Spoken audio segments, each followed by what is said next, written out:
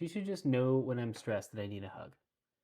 He should just know that when I come home from work, I need a second to decompress before he starts telling me about stuff.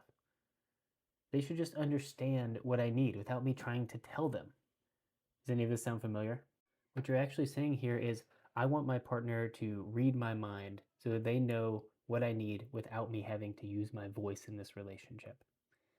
And look, I get it.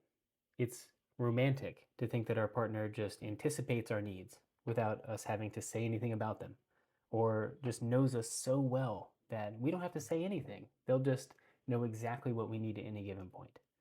The reality, though, is that that's not always the case.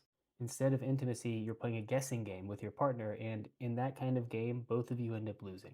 The real reason you want to just know is because asking requires vulnerability. It requires not really knowing what they're going to say in return. If you ask, then there's this vulnerable moment, this pause, this brief interlude where maybe I don't get what I want from them, even though I've asked, even though I'm sharing something that is really vulnerable for me. And look, I get it. That's why you drop hints. That's why you wait for them to notice. That's why you get quiet and hope that they are paying attention, even though you haven't been clear yet. And it's also why, when they can't read your mind, you get resentful because the assumption is that they should, right? That they should just know. The goal for the couples that I work with in couples therapy is to, one, learn how to articulate and ask for what you need in a clear and direct way from your partner. And two, to be able to ask for those needs not from a place of starvation, but from a place of fullness. Because when you ask from a place of starvation, it often comes out as a demand. Your partner isn't a mind reader, they're a human being with incomplete information most of the time. And if you give them the chance, then they might be able to meet your need, but that requires a little bit of vulnerability on your end.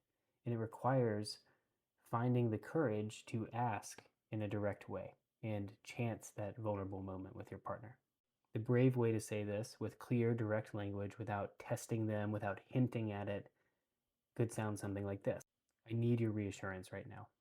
I need you to listen without trying to fix this. And hey, when I'm really stressed out, I really need a hug in those moments. And look, will they always say yes? No. It's your partner's prerogative to say yes or no in those moments. But if you never ask, then they never get the chance to respond in the way that you want them to. This is how you get to a place in your relationship where you are actually known, where you're actually seen, where you're being vulnerable, and hopefully where your needs get met. Thanks, and follow for more.